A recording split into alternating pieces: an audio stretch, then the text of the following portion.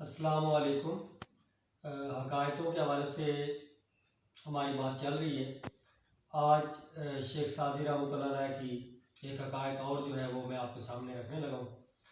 کیونکہ میں نے آپ سے یہ بات ذکر کی ہے کہ حقائق جو ہے وہ ایک سبق آموز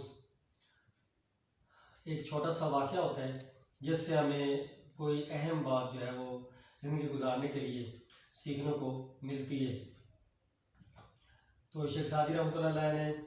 اپنے تجربات سے جو بھی کوئی سیکھا اور اس لحاظ سے وہ اپنی جو کتابیں لکھیں اس میں مختلف حقائق بیان کی، جن سے ہمیں بہت کچھ جو ہے وہ سیکھنے کو ملتا ہے۔ تو آج کے حقائق کا جو آغاز ہے، جو اس کی مین بات ہے، وہ بھی بادشاہوں کے حوالے سے ہی ہے۔ بادشاہت کا دور تھا، تو شیخ سعدی رحمۃ اللہ علیہ فرماتے ہیں کہ ایک خراسان کے علاقے کا بادشاہ نے محمود سبکتگین کو خواب میں ایسے دیکھا کہ محمود سبکتگین کا سارا جسم جو ہے وہ ریختہ ہو چکا ہے، ٹوٹ پھوٹ کا شکار ہو چکا ہے، مٹی ہو چکا ہے، لیکن اس کی جو آنکھیں ہیں وہ اس کے آنکھوں کے حلقوں میں ابھی تک گردش کر رہی ہیں، اور اس کی جو آنکھیں وہ جب گردش کر رہی ہیں تو اس خواب کو دیکھ کر خراسان کا بادشاہ بیدار ہوا جب، تو اس نے تعبیر بتانے والے لوگ جو ہیں ان کو بلوا لیا اور ان کے سامنے یہ خواب رکھا کہ اسی طرح میں نے جو ہے رات کو خواب میں ایک بادشاہ جو ہے محمود سبکتگین اس کو دیکھا ہے، اور اس کے سارا جسم وجود ریختہ ہو چکا، ٹوٹ پھوٹ کا شکار ہو چکا، لیکن اس کی آنکھیں جو ہے ابھی تک وہ دیکھ رہی ہیں اور ایسے زندہ ہیں، اس کی آنکھیں اس کے آنکھوں کے حلقوں میں گردش کر رہی ہیں۔ تو اس کی آپ تعبیر بتائیں کہ اس کا کیا مطلب ہو سکتا ہے؟ تو جتنے وہاں پر بڑے بڑے سمجھدار اور بڑے ماہر تعبیر بتانے والے موجود تھے، سب جو ہے اس خواب کی تعبیر بتانے سے قاصر رہ گئے، عاجز ہو گئے، نہیں بتا سکے۔ لیکن وہاں پر ایک بزرگ جو کافی زیادہ تجربہ کار نظر آ رہا تھا، وہ وہاں پر پہنچا اور اس کے سامنے جب خواب رکھا گیا تو اس نے کہا کہ میں اس خواب کی تعبیر آپ کو بتاتا ہوں۔ تو اس بزرگ تعبیر بتانے والے نے محمود سبکتگین کی اس خواب کو، اس کی تعبیر کو خراسان کے بادشاہ جس نے وہ خواب دیکھا تھا اس کے سامنے اس طریقے سے بیان کیا کہ اصل میں محمود سبکتگین کیونکہ ایک بادشاہ تھا، تو اس کی جب وفات ہوئی، وہ اپنی سلطنت کا مالک تھا، اس کی وفات ہونے کے بعد اس کے جانشین اس کی سلطنت کو، اس کے علاقے کو نہ سنبھال سکے، اس کی حفاظت نہیں کر سکے، اور اس کا علاقہ جو ہے وہ دشمنوں کے ہاتھوں، دوسرے بادشاہوں کے ہاتھوں جنہوں نے غلبہ کر لیا ان کے ہاتھوں جو ہے وہ مغلوب ہو چکا ہے۔ اس لیے محمود سبکتگین جو ہے وہ ابھی بھی اس کی آنکھیں جو ہیں وہ آنکھوں کے حلقوں میں اس کی گردش کر رہی ہیں، اور وہ دیکھ رہی ہیں کہ اس انتظار میں کہ میرا جو علاقہ ہے، میری جو سلطنت ہے وہ چھن گئی ہے، کاش میں زندہ ہوتا تو میں اپنی بادشاہت کو نہ چھننے دیتا، ایسے کسی کے قبضے میں نہ جانے دیتا۔ تو اب یہ تعبیر خواب جو اس نے تعبیر بتائی، اس لحاظ سے شیخ سعدی نے جو ہمارے لیے میسج، یہ پیغام اس حقائق کے ذریعے دیا ہے، اس حقائق میں یہ شیخ سعدی رحمۃ اللہ مزید فرماتے ہیں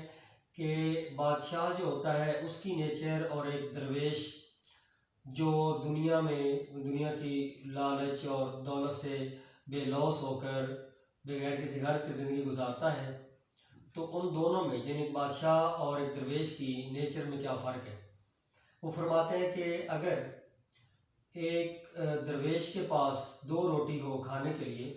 تو وہ کیا کرے گا؟ وہ اپنے اندر اتنی زیادہ کہہ لیں کہ وہ خلوص پیدا کرے گا کہ وہ ایک روٹی خود کھا لے گا اور ایک روٹی دوسروں میں بانٹ دے گا، کسی اور ضرورت مند کا وہ کہے گا، کسی اور کا پیٹ بھر جائے دوسروں کو دے دے گا۔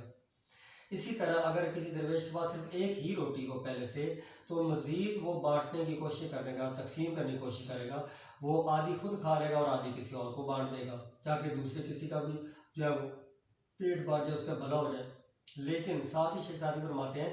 کہ جو بادشاہ ہیں ان کی نیچر کیا ہوتی ہے کہ ان کے پاس اگر ایک سلطنت ان کے قبضے میں آ جائے، وہ کہتے ہیں دوسری آ جائے، دوسری آ جائے، تیسری بھی آ جائے، چوتھی بھی آ جائے، اس طرح چلتے چلتے 7 اگر ان کی سلطنتیں بھی ان کے قبضے میں آ جائیں، وہ چاہیں گے اب ہمارے پاس 8ویں سلطنت بھی آ جائے، ہم 8 سلطنتوں کے مالک بن جائیں۔ اس طرح بادشاہوں کے اندر جو ان کی نیچر ہے، ان کے اندر جاہو جلال، دولت، جاہ و حشمت، زیادہ سے زیادہ علاقوں کا مالک ہونا، اور بڑا مطلب اپنے آپ کو یہ ظاہر کرنا کہ اتنے علاقے میرے قبضے میں ہیں اور میں اتنے علاقوں کا بادشاہ ہوں، میرا مقام بہت بلند ہے، یہ بادشاہوں کی نیچر انہوں نے ذکر کی ہے اس حکایت میں۔ لیکن ساتھ وہ ایک اللہ کے درویش اور اللہ کے نیک بندے جو دوسروں میں خوشیاں بانٹنے، دوسروں میں اللہ تعالیٰ کا رزق بانٹنے، مزید جو ہے وہ تقسیم کرنے کا سوچتے ہیں، نہ کہ دوسروں کے منہ سے نوالا چھیننے کا سوچتے ہیں، تو وہ لوگ جو ہیں وہ انہیں پتہ ہے کہ دنیا ایک عارضی زندگی ہے، یہاں پر چند دن رہنا ہے، اس لیے کیوں نہ ہم کسی اور کے کام آ جائیں، کسی اور کا بھلا ہو جائے۔ تو لیکن بادشاہوں کی نیچر انہوں نے بتائی کہ اس کے بالکل برعکس ہوتی ہے۔ تو اس طرح یہ حقائق بھی ہمارے لیے بڑی ایک میننگ فل ہے، بڑا ایک میسیج ہمیں دینا چاہ رہی ہے کہ ہم بھی کوشش کریں کہ دوسروں کے کام جتنا آ سکیں، ہم جتنا کر سکیں دوسروں کے کام آئیں، جہاں کوئی ضرورت مند ہے، کوئی مجبور ہے، تو ہم بھی اپنے سے کمتر کو دیکھیں، اس کی مدد جہاں تک ہم کر سکتے ہیں، جہاں تک اللہ تعالیٰ نے ہمیں ہمت دی ہے، توفیق دی ہے، ہم لازمی دوسرے کے کام آئیں اور دوسرے کی مدد کریں، نہ کہ ہم دوسروں سے بھی چھیننے کی کوشش کریں اور یہ ہو کہ جو بھئی دوسرے کے منہ میں نوالا جا رہا ہے وہ بھی ہم چھین کے خود جو ہے وہ کھا جائیں۔ تو اس چیز سے ہمیں تھوڑا سا اس کا خیال رکھنا چاہیے تاکہ ایک ہم اچھے انسان جو ہے وہ دوسروں کے سامنے بن کر جئیں، اور دوسرے بھی ہم کل کو اگر دنیا سے چلے جاتے ہیں دوسرے کو یاد کریں کہ فلاں شخص ایک اچھے انداز میں زندگی گزار کے گیا ہے اور وہ خوشیاں بانٹنے والا تھا، دکھوں میں شریک ہونے والا تھا، دوسروں کی مدد کرنے والا تھا۔ تو یہ ایک اچھی انسانیت کی معراج ہے، اور میرے خیال میں اس سے بڑی اور کوئی عبادت یا بڑی کوئی اور ایک نیکی کا کام نہیں ہو سکتا۔ لیکن جو کچھ کریں وہ اللہ تعالیٰ کی رضا کی خاطر کریں، کوئی ذاتی لالچ، غرض، کوئی مقصد، کوئی اپنی